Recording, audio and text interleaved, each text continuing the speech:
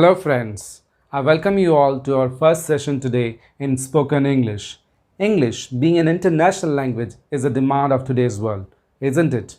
It is one of the most dominating languages in the world, having its impact on every field of work. आज दुनिया में सबसे powerful अगर कोई language है तो वो है English. I think you would also agree with that.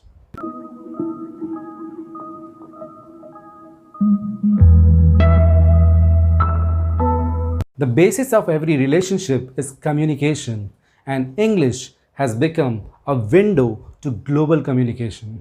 English is the language of communication, language of business, be it international or local. It is the language of jobs, it is the language of education, it is the language of technology, internet, it is the language of media, it is the language of society, it is the language of entertainment and social media.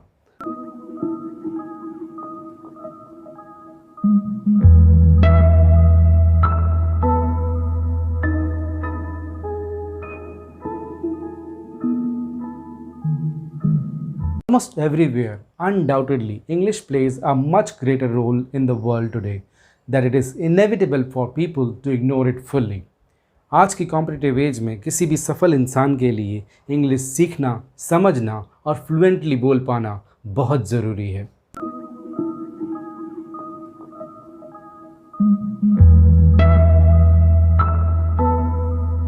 क्या होगा अगर हम English ना सीखें? Any ideas? Well, we will lag behind. हम पीछे रह जाएंगे, right? But if we practice and master English, believe me guys, we open a vast ocean of opportunities for our own selves. School, career, business, entertainment, travel, internet. Just name it and you have it. अगर दूसरे शब्दों में कहूँ तो English language आपको और ज़्यादा smart बनाती है, आपको तरक्की के नए अवसर देती है और आपको आपके ही बेहतरीन वर्जन या वर्जन 2.0 से मिलाती है.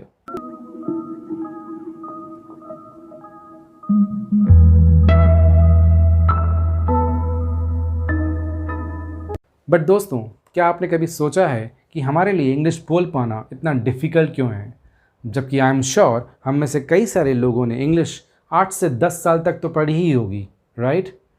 वेल, इसके बहुत सारे रीज़न्स या कारण हैं. हम पहले इसके 3 रीजंस देखते हैं.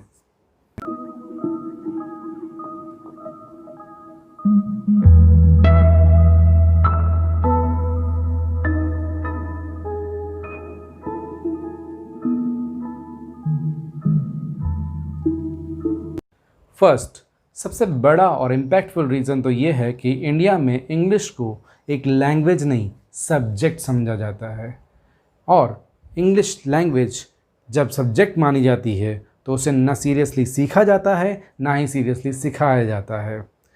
इंग्लिश एक लैंग्वेज है और लैंग्वेज का पर्पस होता है कम्युनिकेशन.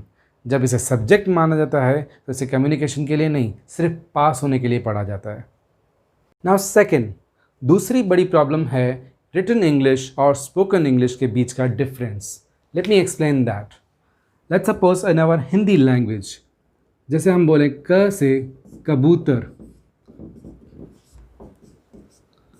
तो क से कबूतर. अगर हम क से कपड़ा लिखें, दूसरा वर्ड, तो वो भी क से कपड़ा. और क से मान लो मैं लिखता हूँ किताब, तो इसमें लिखने के लिए या बोलने के लिए क है, बोलने में भी क है, लिखने में भी क, बोलने में भी क, हमेशा. बट वहीं अगर इंग्लिश की बात करें तो पहला वर्ड जैसे मान लें CAR, लिखने में C से, लेकिन बोलने में इसे कार नहीं बोला जाता है. एक्चुअली में इसे हल्का सा ख बोला जाता है, खाओ, right? I got a car. इस तरीके से, इसी तरीके से CARE. अब इसको बोलने के लिए हमें बोलना पड़ता है केयर, इसमें क आता है. और अगर एक और एग्जांपल लेते हैं, चेयर, ये बोलने में इसको च बोला जाएगा और लिखने में ये सी का सी ही रहेगा. एक और एग्जांपल चौथा देखें, अगर शैम्पेन, तो इसमें हम फिर से सी के साथ लिख के हम इसको बोल रहे हैं श से. लिखने और बोलने का डिफरेंस इंग्लिश में यही है. कुछ समझे दोस्त? एक और डिफरेंस बताता हूँ स्पोकन इंग्लिश और रिटन इंग्लिश का. Written English is made of letters or alphabets, right? कितने letters होते हैं? 26. A to Z कितने होते हैं? 26. But spoken English is not made of letters. Spoken English is made of sounds. Spoken English की ये sounds 26 नहीं होती हैं, ये होती हैं 44. क्या आप ये जानते हो? Now the third one.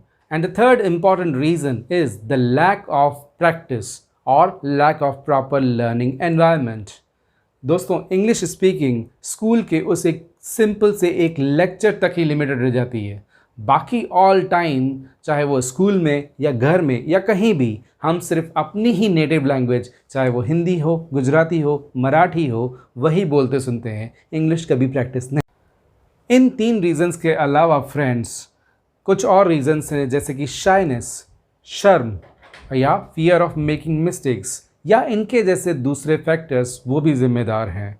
And finally friends, as English is not our mother tongue, it creates a lot of difficulty in remembering the grammar rules. Yes friends, the mother of all problems, grammar. And not just that, apart from that, that is pronunciation basics. It's pronunciation, it's not pronunciation. वहाँ भी एक mistake होती है। दोस्तों, अगर ये सब बातें आपको दिल से लगी हों और आपके साथ भी कभी ऐसा हुआ हो कि आपने किसी को कॉन्फिडेंटली, फ्लुएंटली और कंफर्टेबली इंग्लिश बोलते सुना हो या देखा हो और उसको अपने आप से कहीं ज़्यादा इंटेलिजेंट समझकर आपने खुद की ही वैल्यू डाउन कर दी हो और साथ में ऐसा सोचा हो कि काश मैं भी ऐसा कंफर्टेबली और फ्लुएंटली इंग्लिश बोल पाता, वेल डोंट वरी दोस्त, मैं हूँ ना। Well, who am I? I am Ramesh Kupchandani. I am a working professional in English language, communication skills and personality development. I have been into learning, research and training related to English for more than 11 years of experience, and ever increasing count of my students being more than 10,000 plus.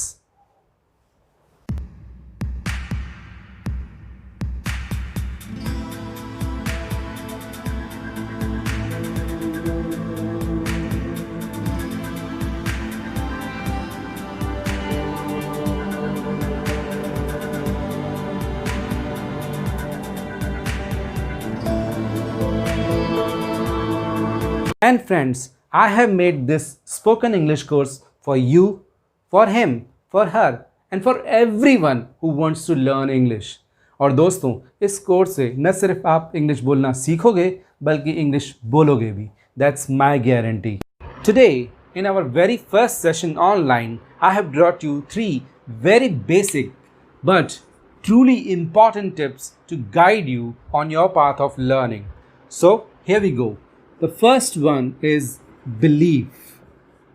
Friends, everything starts with an idea or a belief. Let me explain that. If you think you can speak or maybe learn to speak English, you are right. Or else, if you think you cannot speak English, again you are right. I mean, जैसा सोचोगे वैसा ही तो होगा. I mean, yes, your results will depend upon your actions. But actions are always controlled by beliefs. I will give you an example. एक elephant का जो बच्चा होता है ना, उसको पैदा होते ही उसका जो महावत होता है, उसको पालने वाला, वो उसको एक छोटे से खूंटे से बांध देता है और रस्सी टाइट बांध देता है, खूंटा भी टाइट होता है, लेकिन वो छोटा बच्चा बहुत कोशिश करता है, छोड़ा नहीं पाता है। 1 दिन, 2 दिन, 1 महीना, 2 महीना, साल, 2 साल, जब वो बंधा ही रहता है, वो बच्चा अभी बड़ा होता जा रहा है, लेकिन उसके दिमाग में ये बिलीफ बैठ जाती है कि वो खोल नहीं सकता। जब वो हाथी बड़ा हो जाता है पूरा, उसमें ताकत होती है 2-2 पेड़ों को एक साथ उखाड़ के फेंक देने की, फिर भी वो छोटे से खूंटे से बंधा रहता है और कोशिश ही नहीं करता। इसीलिए यही बिलीफ का कमाल।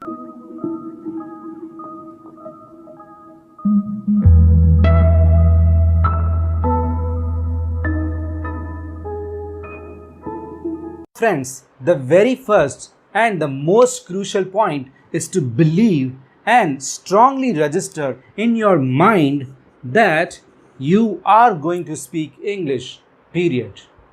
Friends, second comes the decision. Decision means, let's see, Once your belief system is geared in the right direction, next you need to make up your mind and decide on the ways, medium and sources of learning English with me.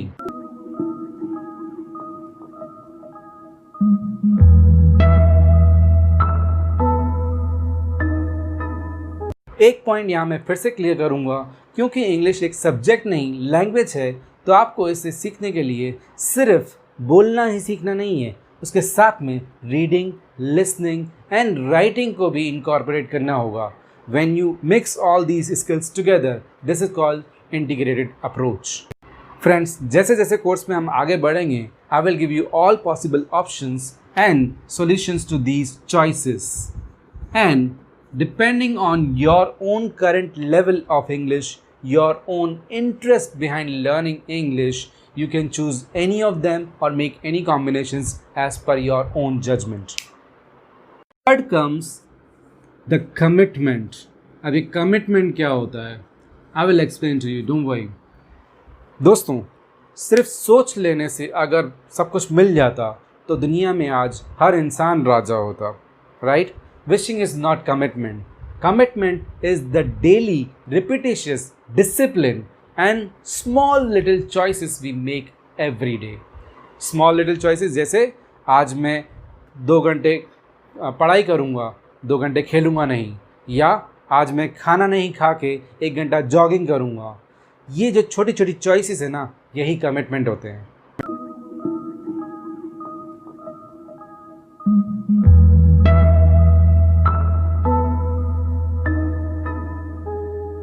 यही commitment हर success और हर achievement का foundation होता है. दोस्तों, शुरुआत तो सभी करते हैं, कुछ आगे तक भी चलते हैं, पर जीतते वही हैं जो अंत तक जाते हैं.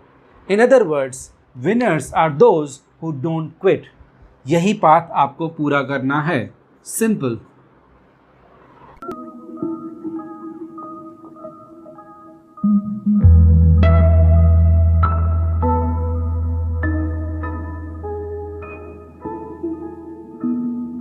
यस फ्रेंड्स, अगर आप भी विनर बनना चाहते हो, आप इंग्लिश सीखना चाहते हो, तो आपको भी अंत तक जाना है, बिना रुके, बिना थके. आपको सिर्फ बिलीव कर लेने से और डिसाइड कर लेने से इंग्लिश नहीं आ जाएगी. आपको उसके लिए एक कमिटमेंट देना पड़ेगा. उस कमिटमेंट में आपको ये डिसाइड करना पड़ेगा कि आप उसके लिए रिक्वायर्ड टाइम, उतना रिक्वायर्ड डिसिप्लिन